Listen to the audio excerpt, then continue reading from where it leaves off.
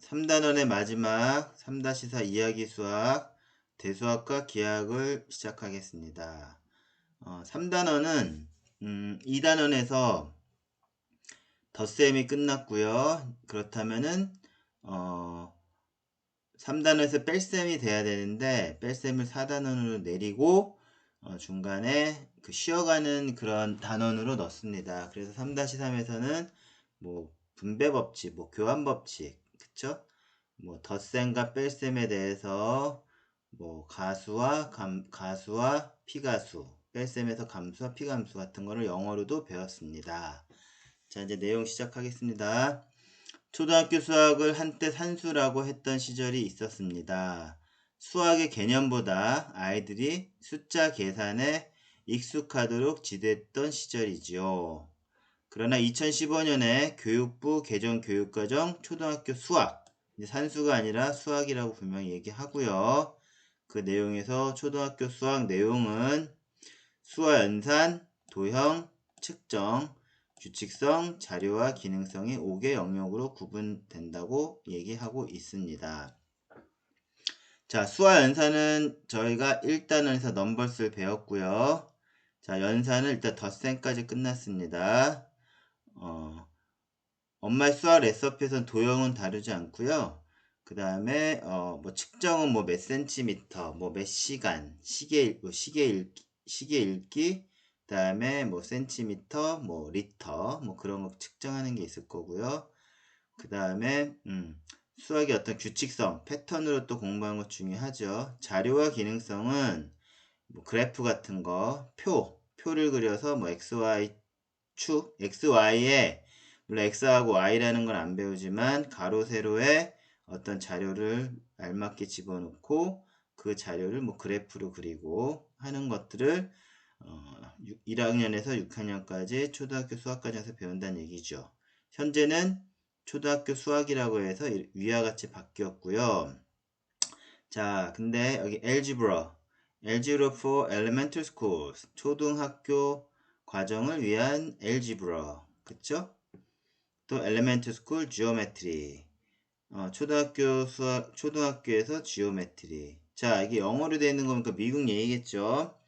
자, Algebra는 대수학이고요. Geometry는 기하학입니다.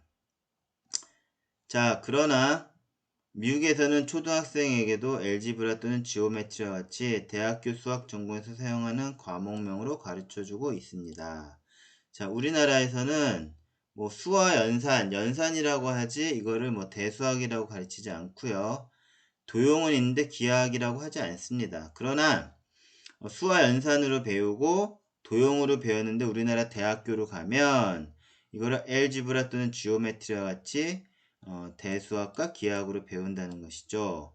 자, 근데 미국 어린이들은 초등학교 때부터 엘지브라, 지오메트리를 배운다는 거죠. 자, 그러면 대수학과 기하학에 대한 명칭의 유래를 살펴보도록 하겠습니다. 대수학, 엘지브라. 자, 여기서는 알카리즈미 선생님이 다시 등장하는 순간인데요. 알카리즈미 선생님 알고리즘, 그쵸? 어떤 기계적으로 계산을 할 때 뭐 반복적인 규칙 그런 거 얘기할 땐 알고리즘이었고, 또 알고리즘은 그냥 뭐 아라비안식 연산, 그쵸?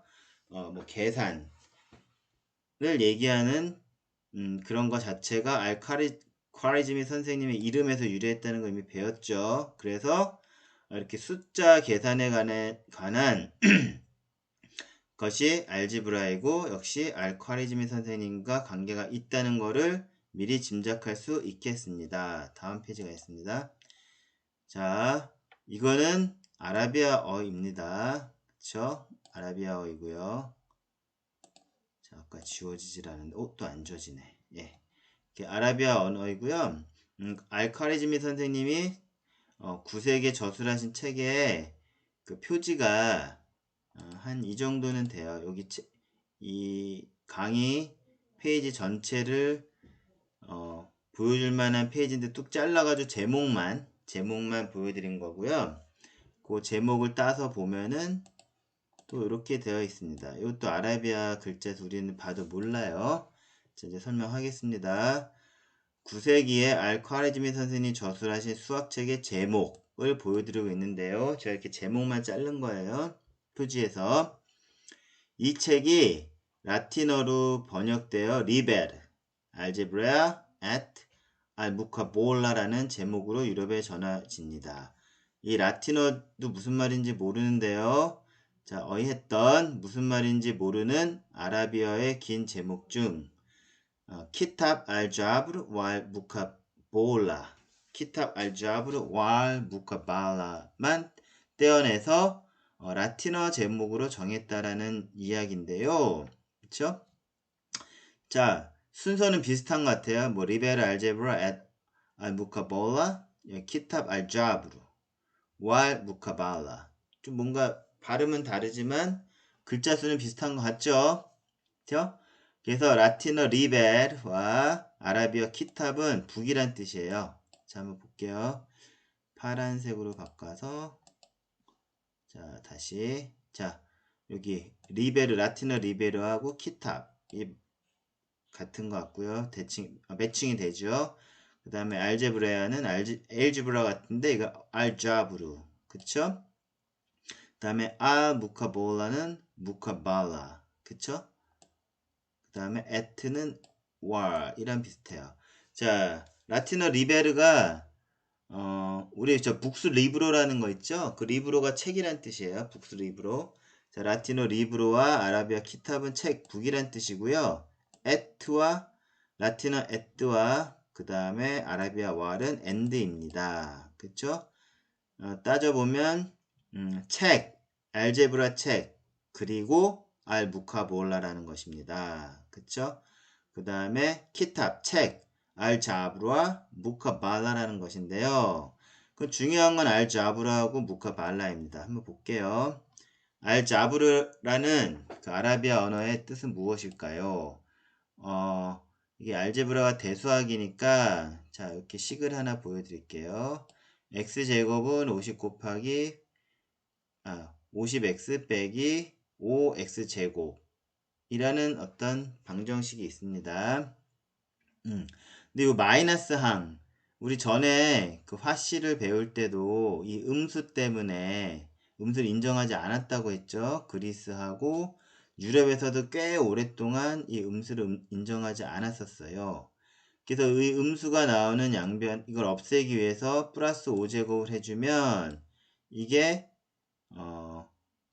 5x제곱이 없어지고 6x제곱은 50x로 됩니다. 자, 음수항이 없어지고 양수항만 남는데요. 이것을 알자브르라고 합니다.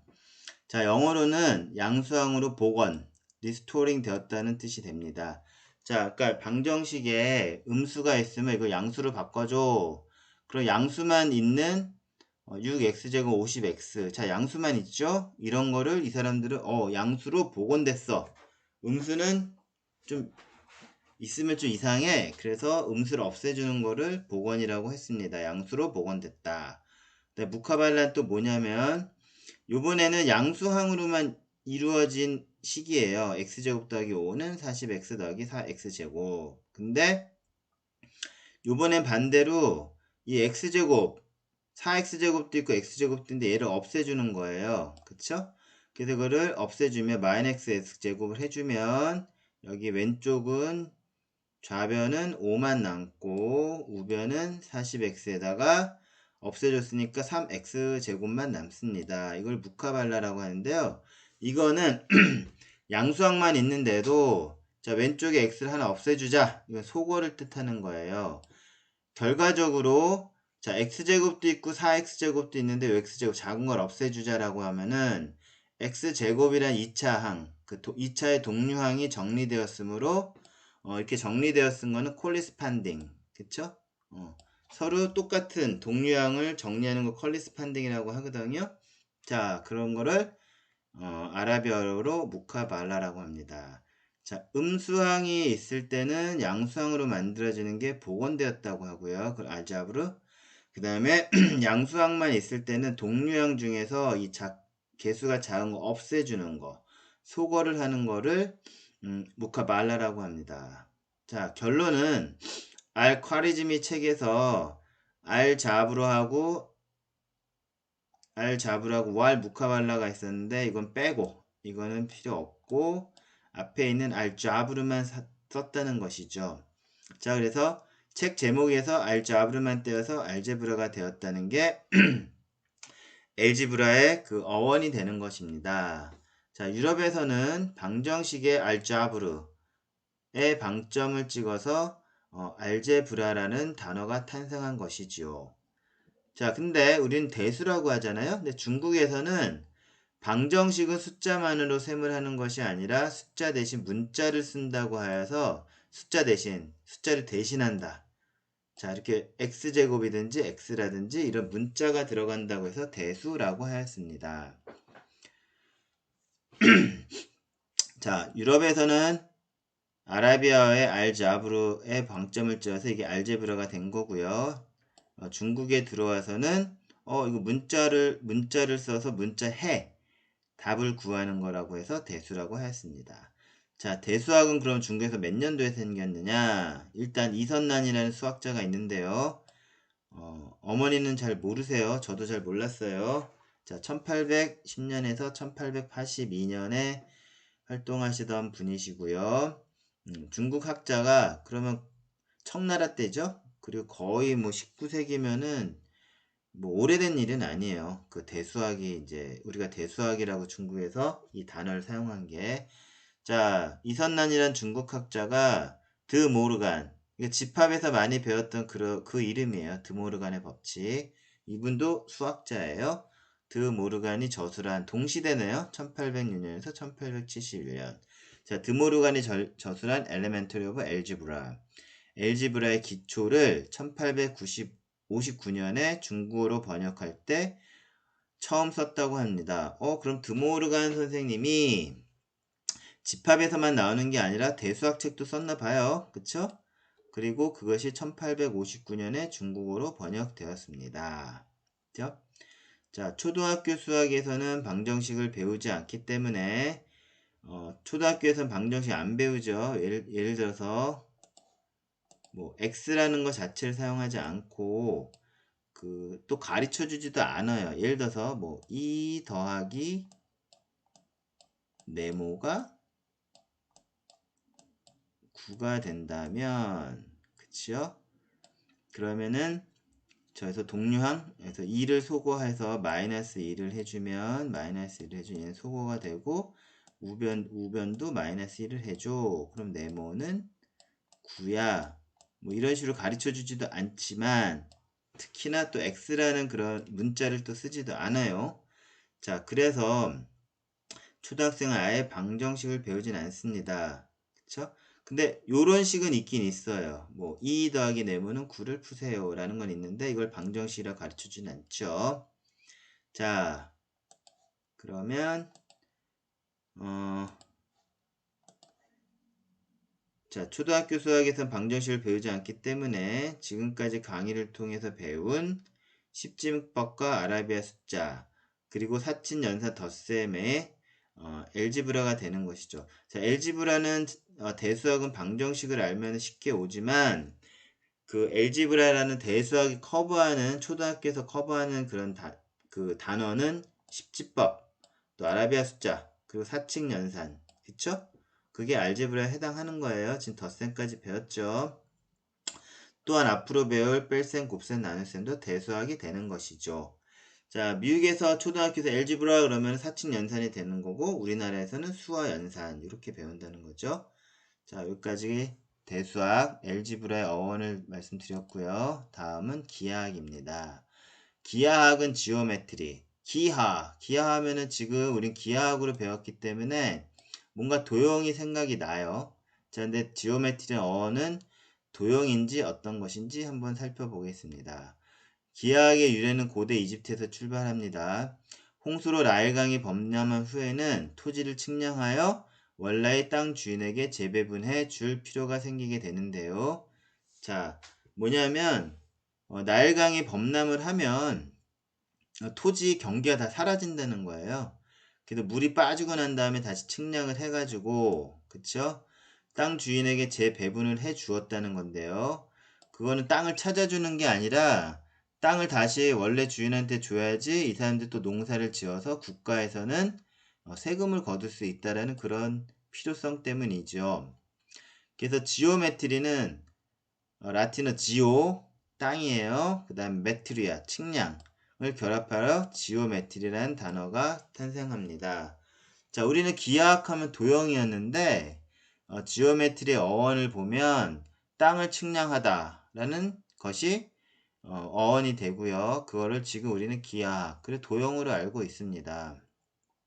자, 이 그림은 뭐냐면 그 지오메트리에서 줄, 로프, 여기 로프를 줄줄 감고 있죠. 그 다음에 이 로프가 연결된 쪽 요게 말뚝이네요. 여기 말뚝. 요건 지팡이에요.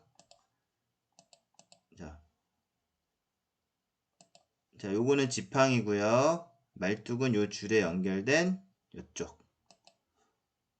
여기가 말뚝 패그입니다. 자, 말뚝 패그. 패그를 우리 텐트 칠 때 말뚝을 패그라고 하죠. 자, 패그를 이용하여 토지를 측량했던 실용적인 그런 학문이었어요. 우리가 막 도형을 따지고 그런 게 아니라 그냥 야, 땅이 없어졌어. 땅을 측량해. 측량하면 로프하고 패그가 있어야 돼. 이렇게 지오메트리라고 시작된 기하학인데요.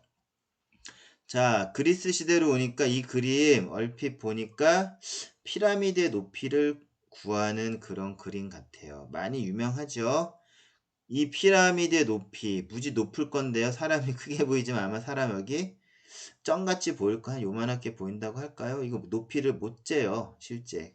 이렇게 만약에 경사를 타고 올라가서 하면 실제 높이는 아니죠.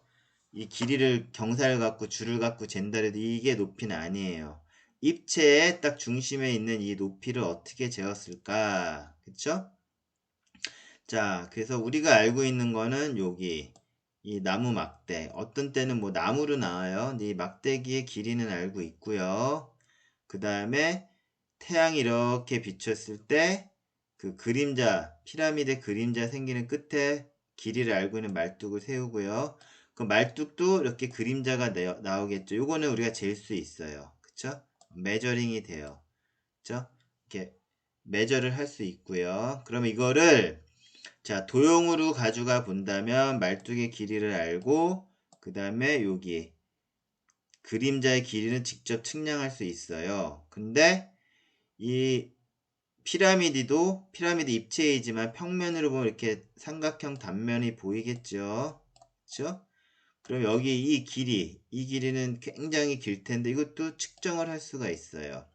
그러면 말뚝의 길이 알고 말뚝의 그림자 길이 측정해서 알고 그 다음에 피라미드의 그림자 길이를 알면은 여기는 비례시계에서 높이를 측정할 수 있다는 거죠. 자, 로프와 패그만 갖고 로프와 패그만 가지고 땅을 측량하던 그런 것들이 그쵸? 어느 순간에 이렇게 도형으로 되어 있는데요. 이거는 언제 시대 얘기일까요? 다음 페이지를 보겠습니다. 자, 이것은 고대 그리스 때 이야기네요.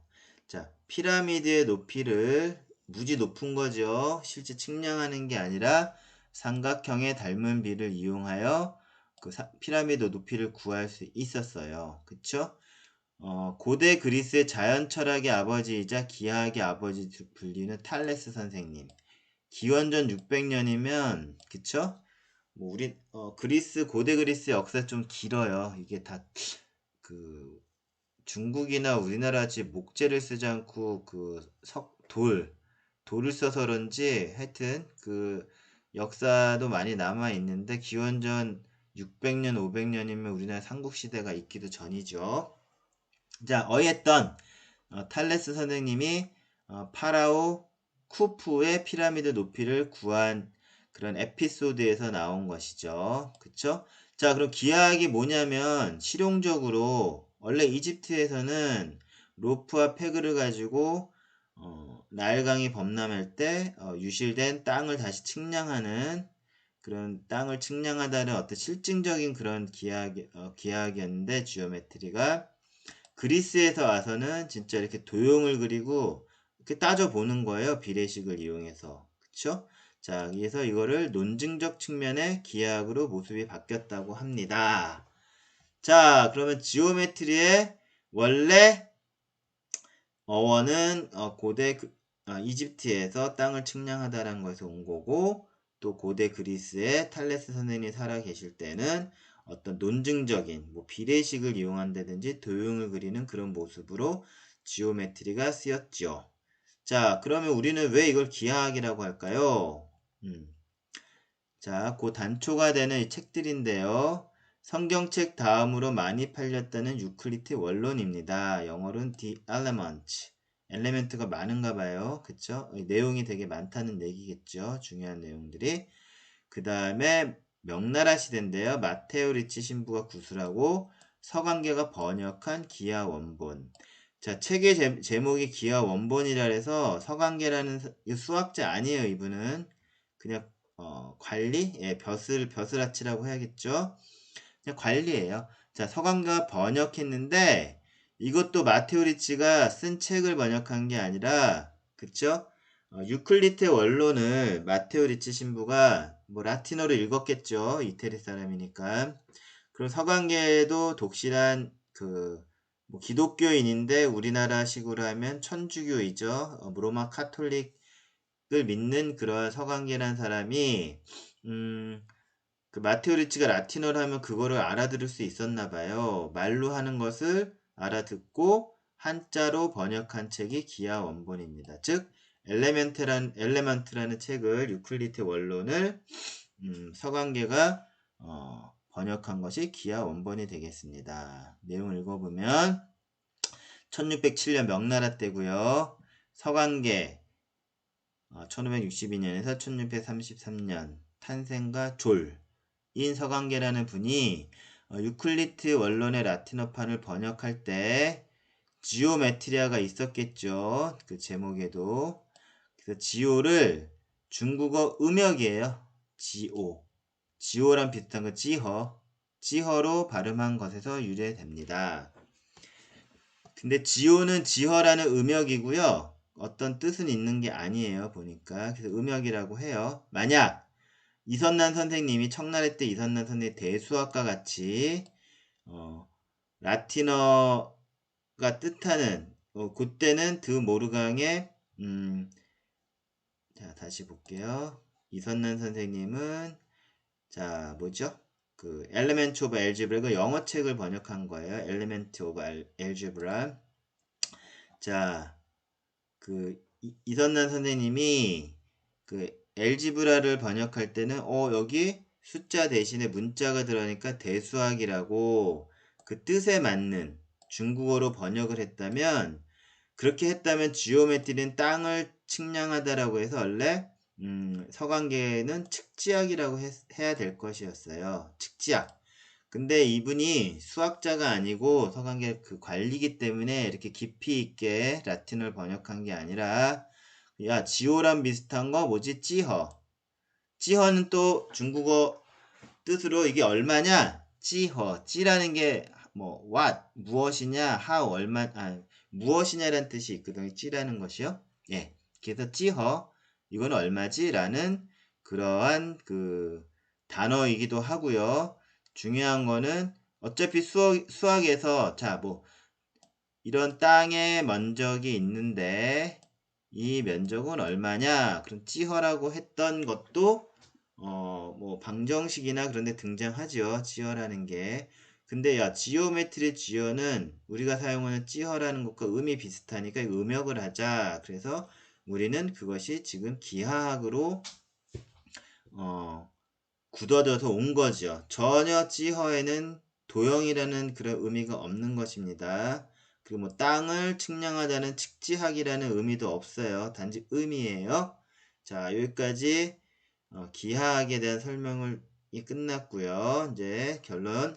지금까지 대수학과 기하학 명칭의 유래를 알아보았고요. 우리나라 수학이 중국의 영향을 받을 수밖에 없다는 사실도 알았습니다. 자, 마테오 리치가 활약하던 시대는, 마테오 리치가 명나라에서 활약한 시기는 여기 임진왜란 전후였고요. 야, 우리나라 임진왜란 때 이런 수학책이나 어떤 라틴어 책을 번역할 여력이 있었을까요? 또 서강계라는 또 라틴어를 번역할 수 있는 수준에 있는 사람도 있었다는 거죠. 명나라 때는. 자, 그렇다면 우리 조상님 중에서 라틴어를 잘하는 분이 없었을까요? 그쵸? 우리 조상님들도 그 유럽의 문물을 받아서 라틴어도 하고 했으면 이걸 중국식으로 뭐 기하학이라든지 그렇게 번역 안 했을 수도 있겠죠. 또한 또 암튼 이건 명나라 때 얘기고요. 청나라 때로 오면 청나라 때 생긴 수학 단어들 대수, 상수, 변수, 함수, 계수, 지수, 급수, 단항식, 다항식 이거 다 한자죠? 그쵸? 대수, 상수. 자, 지금도 쓰는 이런 수학 용어는 청나라 때 이선난 선생님이 만들었다고 합니다. 자, 이선난 선생님 나중에 한번 다룰 텐데요. 이분은 수학자이기 때문에 이분이 만든 단어는 현재에도 그 우리가 사용하는 수학 용어에 무지 많이 있다라는 것이죠. 함수도 이선난 선생님이 만들었네요. 계수. 이 지수도 알고 계세요. 뭐 a의 제곱, 뭐 x의 제곱 그런 지수요. 급수도 알고 계시네요. 그 이선난 선생님 청나라의 수학자가 맞습니다. 자, 이렇게 해가지고 3단원 마지막 3-4구의 이야기 수학이었고요. 대수학과 기하학의 뭐 유래를 알아보았습니다.